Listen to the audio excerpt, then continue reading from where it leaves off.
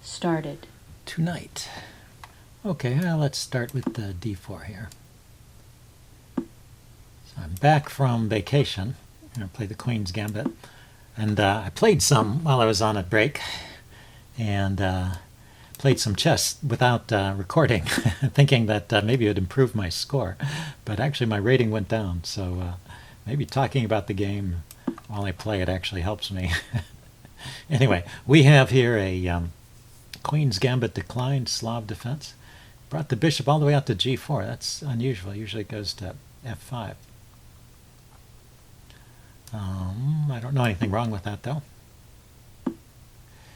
So it's like a semi-Slav. He's got the pawn triangle there. And I'm going to castle here to unpin my knight. So I get to castle before he has a chance to play knight to e5. But he can play knight e5 here anyway. And all very quickly played. This is probably all pretty standard, but I'm not sure. I am not sure that I've seen this position before, so I need to defend this pawn. I could also attack the b pawn, but then they often will just play queen b6, which is kind of annoying. I don't necessarily want to trade queens, although it might be good. I mean, that's just personal preference. So I can take here and then push the c pawn forward. That's maybe a plan. Try and undermine the center. He is a little lagging in development, but I haven't developed my bishop here either. Took with the queen, so I didn't think that would be so good. I'm going to play c4 anyway, and the queen, where does it go to? I guess the queen goes to h5. No, I went there. So does he want to take my knight? Oh, let's see. This knight could move with a tempo, force a trade of queens. And if I place my bishop here, then he can take my knight and mess up my pawn. So that's kind of interesting. And my queen's undefended, so this knight move does come with tempo.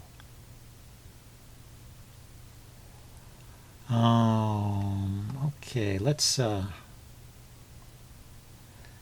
see. Do I want to kick the bishop? That's one possibility here. If the bishop goes back, then maybe I can even play g4 here and fork the queen on the bishop. You can pin. Well, let's kick and see what he does.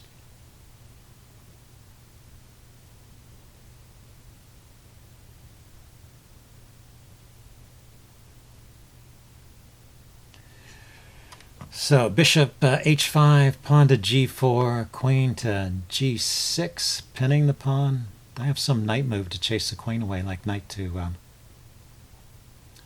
e5 would hit the queen, and then the queen could go back to queen could go back to g5. Oh, but then I have f4. Okay, so rather than going for that, he goes for the trade. So I guess I've accomplished something here. So I have to trade queens now, and he can take my bishop off with check. So lead to a very simplified position, but let's see. I could just defend with my queen, and he takes, I take, queen takes. I mean, it kind of messes up my pawns for no reason, so I don't see anything better than taking. Oh, he did take my bishop. So he could have thrown in knight takes, bishop check. Would have been interesting. So now I should be good, I guess. I have the bishop pair. He still hasn't developed this knight, and I can attack this f-pawn. So let's do that. Let's attack the f-pawn. He can play knight to e4, and now that I've played h3, this move, the move f3 is not so attractive. And I don't have a great way to increase the pressure on the knight, do I? Okay, the knight can come into these squares, c3 and d2. So if I move the bishop, why don't I put the rook here Well, I don't really need to be afraid of knight d2, do I? If knight goes to d2, yeah, I'll move the rook then. Wasn't clear if that's where I wanted the rook to go anyway. I just have to be aware that the knight can come into d2. It's kind of an annoying possibility. It would fork the f1 square and the b1 square, as well as these other light squares like the c4 square. And if I push the pawn forward, I can play knight to g3.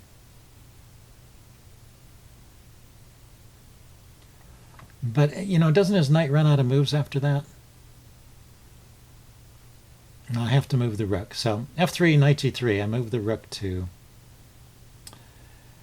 e1. Then I attack the knight and try and win the f-pawn. Rook e1 to support this weakened pawn here. Or if the knight comes into d2, then I can play rook to f2 or rook to d1. To knight. Where is the knight going? To knight.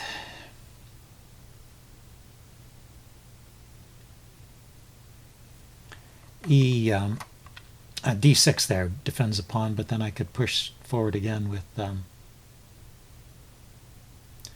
c5, force the knight to move, and then win the pawn. So knight to g3 here is the only way to hold on to the f-pawn for the moment. But maybe that's good enough. Maybe it's good enough. Plays it. So rook here, I guess. And then my idea was king to h2 or king to f2. Maybe king f2, getting the king near the center. Okay, and he invades with his other knight. Not a bad idea. And, well, it gets my bishop away from that potential pin on the d-pawn anyway. So what I was saying about king f2 is it gets the king a little closer to the center. Okay. So let's see, where is the knight going? Here, here, here, here. I take it. So it goes back to, back to h5 seems to be the only move. Now, after bishop takes, is there some fork or something? I don't see it. So, hey, I secured a pawn. See how the rest of the game goes. Yeah, I was trying to get my rating over 1400, and it just went the other way. Maybe I should just play when I'm recording. Play the slow games and talk about them. Okay, what am I doing here? I just wanted to bring a rook to the center. It seemed logical. Is there anything else? This knight may be out of squares, huh? I should think about trapping the knight. But it has f6. I guess this is a good all-round move. I can push the d-pawn forward, maybe, and harass this knight.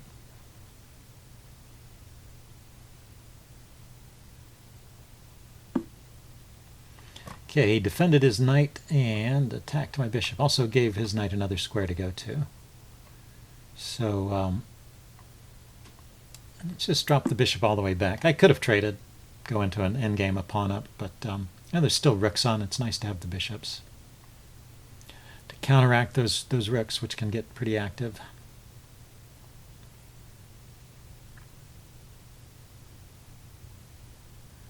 The bishops can control a lot of squares and keep his pieces from getting into the game, hopefully. That's one of the ideas here.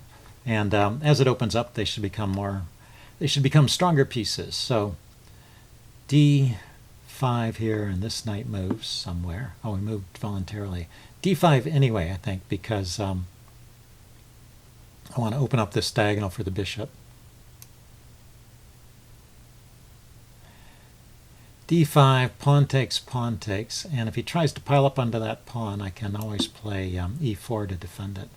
So that will give me a protected passed pawn. And I did not... why did I think that was defended? I thought that was defended. Yeah, so I gave a pawn away for nothing. Okay, I can play b... or G4 here, kicking the knight, and the knight has to go to G7.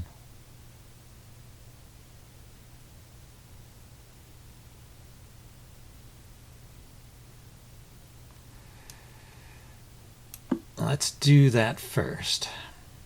He can always, I was thinking maybe I should harass his rook, but his rook can always exchange itself for my rook, so it's not easily going to be harassed.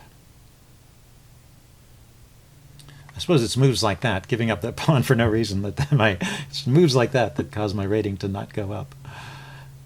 Okay, now where can the knight come out? He can come out to these light squares.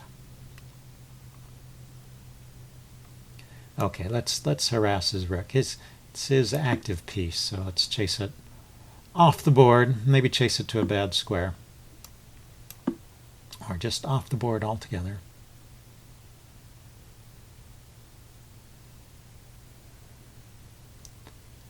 And yeah, I mean, I should be okay. I still have active pieces, but anyway, there's no need to give up that pawn.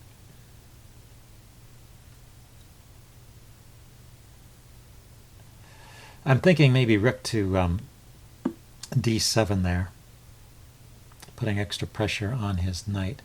Now let's which way? I want to drop back in this direction, I guess.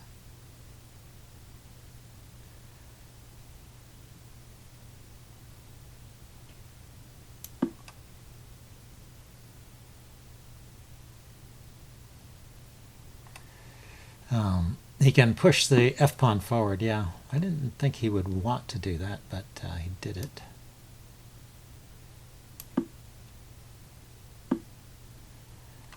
So bishop here, or back this way.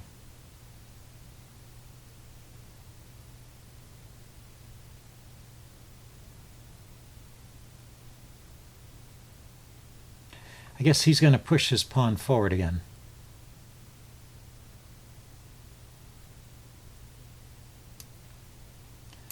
Okay, so I'm dropping my bishop back so I can play the check here. Well, it's not going to be a check until he takes. Yes, when's the bishop pair for him?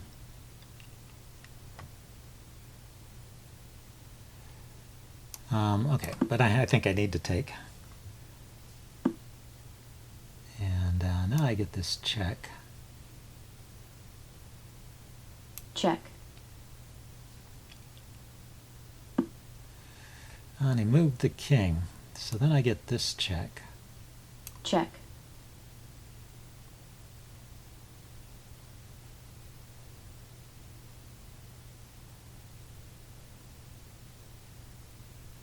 And if he blocks with the rook, well, actually I can just take it because the bishop is skirting that square. But also the rook is needed to defend this knight. So I may have survived that. My first game back. Wasn't easy though.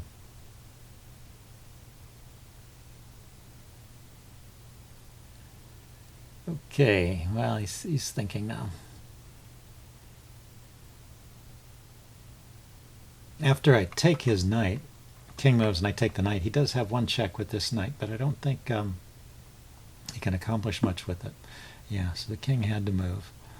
But I could take this guy first.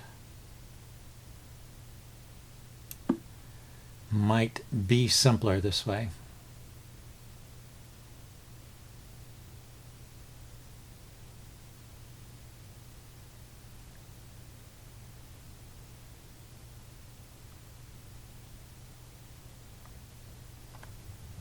Just get more material off. I thought he had to play rook takes bishop. I mean, is there some knight move that I don't see?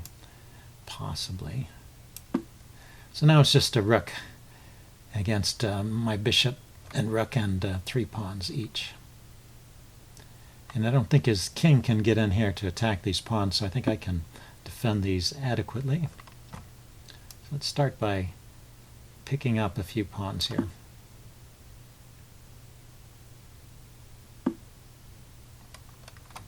Okay, you have to make sure his king doesn't get in here to attack my Check. pawns.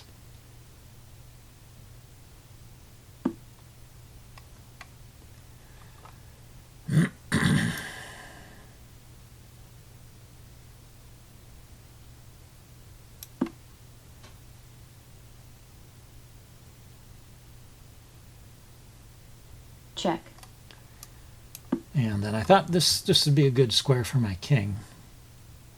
Seems like he has trouble. I can do that, right? Let's see. So I can... maybe I'll just block. I was going to say I can deliver a check with the bishop, and he runs away that way. So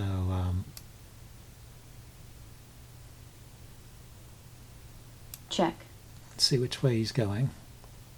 I just don't want him coming in and approaching these pawns and trying to win them. So let me pick up a couple more pawns here.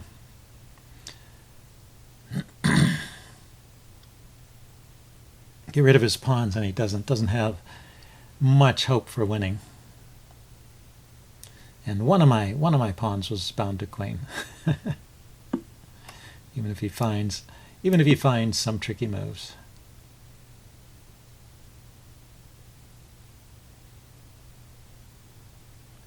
So now rook to b5. They're attacking his pawn.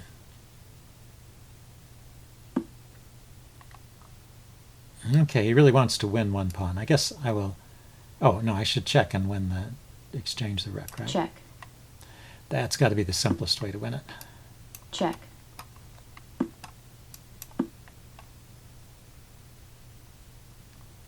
And Black I think even resigns. I would not screw up this Incoming challenge. ending. Okay, well, I got a win in. So I will see you guys again soon. Bye.